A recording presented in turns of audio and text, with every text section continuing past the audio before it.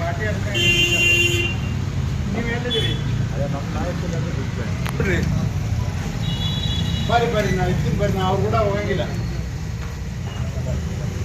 ಬರ್ರಿ ಹಾಂ ಬರ್ರಿ ಬರ್ರಿ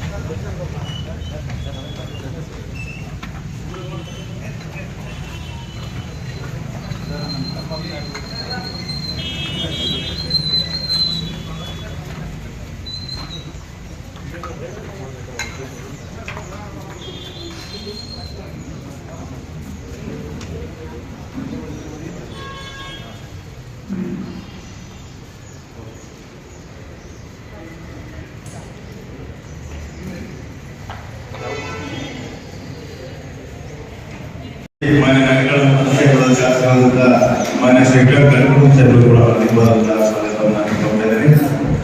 ಅದೇ ರೀತಿ ಕೆಪಿಸಿಸಿ ಪ್ರಧಾನ ಕಾರ್ಯದರ್ಶಿಯಾದ ಮಾಲತಿ ಕಪಾಲ್ ಕೂಡ ಅಧಿಕವಾದಂತಹ ಸ್ವಾಗತವನ್ನು ಕೊಡ್ತೇನೆ. ಅದೇ ರೀತಿ ಮಹಿಳಾ ಕಾಂಗ್ರೆಸ್ನ ಜಿಲ್ಲಾಧ್ಯಕ್ಷರಾದ ಕೂಡ ಅಧಿಕವಾದ ಸ್ವಾಗತವನ್ನು ಕೊಡ್ತೇನೆ. ಅದೇ ರೀತಿ ಮಹಿಳಾ ಸೇವಾದಳ ಅಧ್ಯಕ್ಷರಾದ ರಾಜೇಶ್ವರಿ ತುಳಕಿ ಅವರಿಗೆ ಕೂಡ ಸ್ವಾಗತವನ್ನು ಕೊಡ್ತೇನೆ. ವಿಜಯಪುರ ಜಿಲ್ಲಾ ಕಾಂಗ್ರೆಸ್ನ ಉಪಾಧ್ಯಕ್ಷರಾದ ಜಾನ್ ಸಾಬ್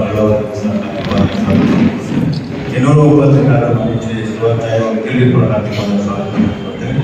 ಅದೇ ರೀತಿ ಜಿಲ್ಲಾ ಪ್ರಧಾನ ಕಾರ್ಯದರ್ಶಿಯಾದ ಸುರೇಶ್ ಮಣಿಜಿಯವರಿಗೆ ಕೂಡ ಅದೇ ರೀತಿ ಮೈನಾರಿಟಿ ಅಧ್ಯಕ್ಷರಾದ ಸಿಕ್ಕಿ ಬಾಬಾಲೆ ಅವರು ಕೂಡ ಕೊಡ್ತೇನೆ. ಅದೇ ರೀತಿ ಅವತ್ತು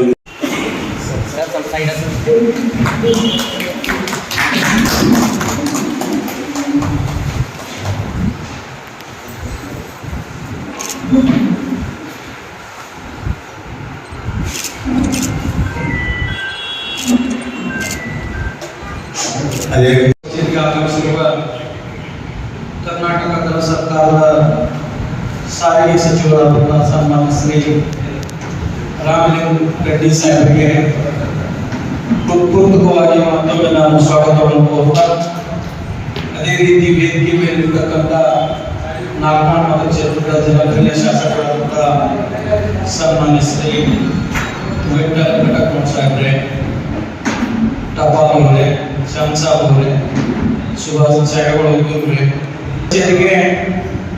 ಜಿಲ್ಲೆಗೆ ಯಾರೇ ಸಚಿವರು ಬಂದರು ಅವರನ್ನ ಆಹ್ವಾನಿಸಿ ಕಾಂಗ್ರೆಸ್ ಪಕ್ಷದ ವತಿಯಿಂದ ಅವರಿಗೆ ಸನ್ಮಾನಿಸಿ ಕಾರ್ಯಕರ್ತರ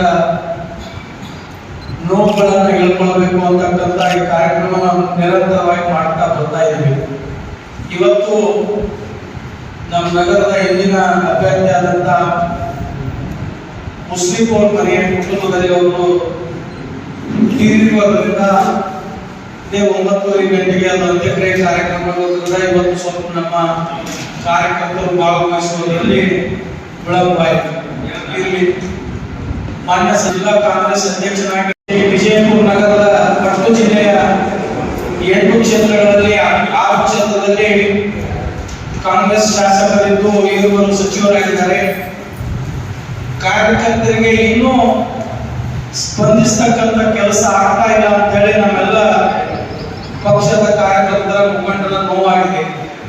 ತಾವು ಕಾಂಗ್ರೆಸ್ನ ಹಿರಿಯ ಮುಖಂಡರು, ಹಿರಿಯ ಸಚಿವರು ಈ ಒಂದು ನಮ್ಮ ಪಕ್ಷದ ನೋವನ್ನ ಸರಿಪಡಿಸಿಕೊಡಬೇಕು. ಅದೇ ರೀತಿಯಾಗಿ ತಮ್ಮ ಇಲಾಖೆಯಲ್ಲಿ ವಿಜಯಪುರ ಜಿಲ್ಲೆಗೆ ಹೆಚ್ಚಿನ ಸಾರಿಗೆ ಸೌಕರ್ಯಗಳನ್ನ ಒದಗಿಸಿಕೊಡ್ತೀವಿ ಅಂತಕ್ಕಂಥ ಭರವಸೆ ನಮ್ಮದಾಗಿದೆ. ಅದರ ಜೊತೆಗೆ ನಾವು ನಿಮಗೆ ಈಗಾಗಲೇ ಮಾತನಾಡಿದಂಗೆ ಬಿಜಾಪುರದಿಂದ ಬಂದು ಕಲ್ಯಾಣದ ಬಸ್ಸು ಹೋಗ್ತಾ ಇದೆ. ನಾವು ಬಿಜಾಪುರದ ಒಂದು ಕಲ್ಯಾಣದ ಬಸ್ಸಿನ ಬಸ್ಸಿನ ದರ ನೋಡಿದ್ರೆ ಬಹಳಷ್ಟು ಅಂತರ ಇರೋದ್ರಿಂದ ಸಾರ್ವಜನಿಕರಿಗೆ ಅದರಿಂದ ತೊಂದರೆ ಆಗುವ ಲಕ್ಷಣಗಳಿದ್ದಾವೆ. ಆ ಕಡೆ ಮಾನ್ಯ ಅಧಿಕಾರಿಗಳು ಹೇಳಿದ್ರು ಅಷ್ಟೊಂದು ಅಂತರ ಇಲ್ಲ ಅಂತ ಹೇಳಿ. ನಾವು ಈಗ ಬರುವಾಗ ವಿಚಾರ ಮಾಡ್ತಾ ಬಂದಾಗ ಬಿಆರ್ದವರು ನೇರವಾಗಿ ಟಿಕೆಟ್ ಬುಕ್ ಮಾಡಿದ್ರೆ 15% ರಿಯಾಯಿತಿಯನ್ನು ಕೊಡ್ತಾರೆ.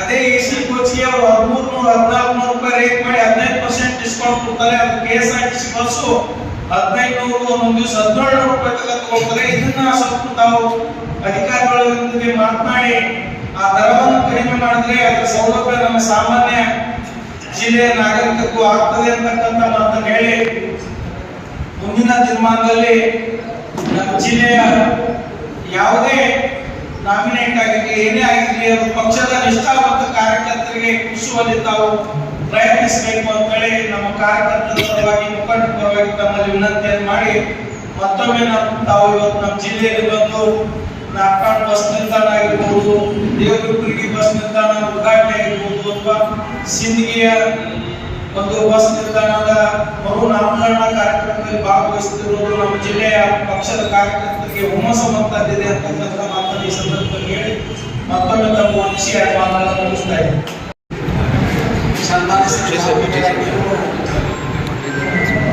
ನಮ್ಮ ಕಾಂಗ್ರೆಸ್ ಕಚೇರಿಗೆ ಬಂದಿದ್ದಾರೆ. ಕಾಂಗ್ರೆಸ್ಸಿನ ಸಂಪ್ರದಾಯ ಏನಪ್ಪ ಅಂದ್ರೆ ಯಾರೇ ಬರಲಿ ಯಾರೇ ಅಧಿಕಾರಿ ಇರಲಿ ಕೇಂದ್ರದಿಂದ ಬರಲಿ ರಾಜ್ಯದಿಂದ ಅಧಿಕಾರಿ ಬಂದ್ರೆ ಕಾಂಗ್ರೆಸ್ ಕಚೇರಿಗೆ ಹೋಗುವುದು ಸಂಪ್ರದಾಯ. ಕಾಂಗ್ರೆಸ್ಸಿನ ಕಾರ್ಯಕರ್ತರಿಗೆ ಚರ್ಚಿಸಿ ಅವನ ನೋವು ನಲಿವುಗಳಲ್ಲಿ ಭಾಗಿಯಾಗುವುದೇ ಬಹಳ ಇಂಪಾರ್ಟೆಂಟ್ ಇರ್ತೈತಿ. ಈ ಕೆಲಸವನ್ನ ಎಲ್ಲ ಕಾಂಗ್ರೆಸ್ಸಿನ ಮಂದಿಗಳು ಮಾಡ್ತಾ ಇದ್ದಾರೆ.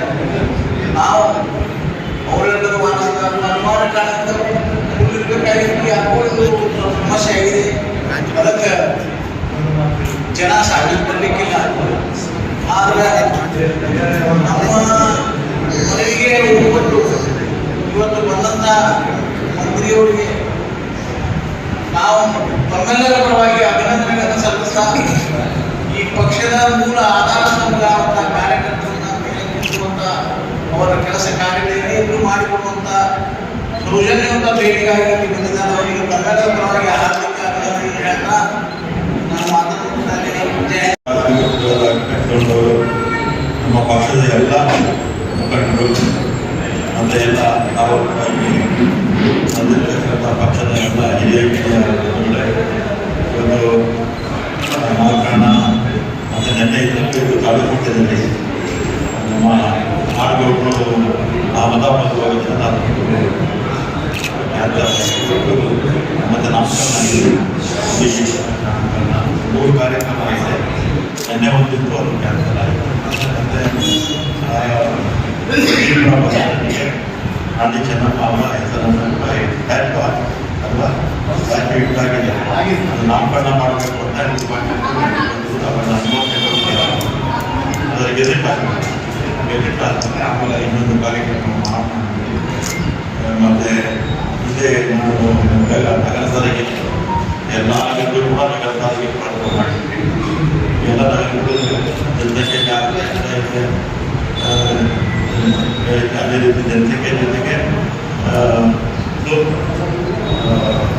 ಟ್ರಾಫಿಕ್ ಕೂಡ ಜಾಸ್ತಿ ಆಗ್ತಾ ಇದೆ. ನಗರಗಳು ಬಿಜಾಪುರ ನಗರ ಬೆಳೀತಾ ಇದೆ, ಜನಸಂಖ್ಯೆ ಜಾಸ್ತಿ ಆಗ್ತಾ ಇದೆ. ಅದಕ್ಕೆ ನಾವು ಹೊಸ ಹಾಕೋದು, ಹೊಸ ಬಿಲ್ಡಿಂಗ್ ಮಾಡೋದು ಮತ್ತು ಈ ನಗರದ ಮತ್ತೆ ಇನ್ನೊಂದು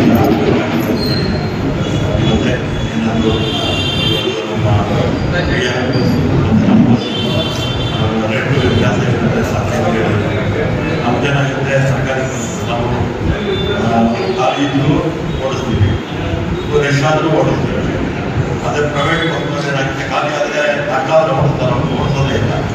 ಅವ್ರೇನಾಗುತ್ತೆ, ನಮ್ಮ ಯಾರು ಒಂದೇ ಅಲ್ಲ, ಬೇಕಾದಷ್ಟು ಪ್ರೈವೇಟ್ ಆಪರೇಟರ್ಸ್ ಅವ್ರ ಸಂದರ್ಭದಲ್ಲಿ ಎಲ್ಲರೂ ನಾವು ಆ ರೀತಿ ಆಗಕ್ಕಾಗುತ್ತಾ? ಮತ್ತೆ ನಾವು ಆಗಲೇ ನಮ್ಮ FD ಅವರಿಗೆ ಹೇಳಿದ್ದೇವೆ, ಸ್ವಲ್ಪ ರೇಟನ್ನ ಎದುರುಕೊಂಡಾಗಿ ಬೆಲೆ ಕಡಿಮೆ ಮಾಡಿ ಜನಕ್ಕೆ ಹೊರೆ ಕಡಿಮೆ ಮಾಡಬೇಕಾಗಿತ್ತು. ಜನಕ್ಕೆ ಹೊರೆ ಕಡಿಮೆ ಮಾಡ್ತಾರೆ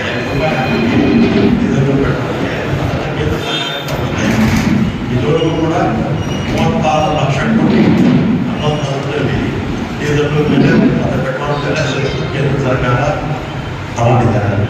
ಅದನ್ನು ನೀವು ಕೂಡ ಎಲ್ಲ ನಮ್ಮ ಮಂತ್ರಿಗಳನ್ನು ಮಾತನಾಡಿ ನಮ್ಮ ರಾಜ್ಯದಲ್ಲಿರ್ತಕ್ಕಂಥ ಎಲ್ಲ ಜಿಲ್ಲೆಗಳಲ್ಲೂ ಕೂಡ ಕೇಂದ್ರ ಸರ್ಕಾರದ ಬೆಲೆ ಇರೋದ್ರಿಂದ ನೀವು ಕೂಡ ಬೇಗ ಆದಷ್ಟು ಬೇಗ ಮಾಡಿ ಅಂತ ನಾನು ಈ ಸಂದರ್ಭದಲ್ಲಿ ಹೇಳಿ, ಮತ್ತೇನೇ ಮೊಬೈಲ್ ಇಲಾಖೆ ಸಂಬಂಧಪಟ್ಟಾಗೆ, ಮುದ್ರಾ ಇಲಾಖೆ ಸಂಬಂಧಪಟ್ಟಾಗೆ ಏನಾದರೂ ಸಮಸ್ಯೆ ಇಟ್ಟಿದ್ರೆ ಅದು ನಮ್ಮ ಶಾಸಕರನ್ನು ಬಿಟ್ಟಂದರೆ ನಮ್ಮ ಜಿಲ್ಲಾಧ್ಯಕ್ಷರನ್ನು ಬಿಟ್ಟಂದರೆ ನನ್ನ ಕಡೆಯಿಂದ ಏನು ಸಹಾಯ ಆಗಬೇಕಂತ ಪ್ರಯತ್ನ ಮಾಡ್ತೀನಿ ಅಂತೇಳಿ ಎಲ್ಲರೂ ನನ್ನ ಮಾನ್ಯಗಳಿಗೆ ವಿಶೇಷವಾಗಿ ಅಧ್ಯಕ್ಷರಿಗೆ ಮತ್ತೆಲ್ಲ ಪದಾಧಿಕಾರಿಗಳಿಗೆ ಅಧ್ಯಕ್ಷರು ಮತ್ತು ಇನ್ನಿತರ ಎಲ್ಲ ಈ ಭಾಗದ ಮುಖಂಡರಿಗೆ ಧನ್ಯವಾದಗಳನ್ನು ನಾನು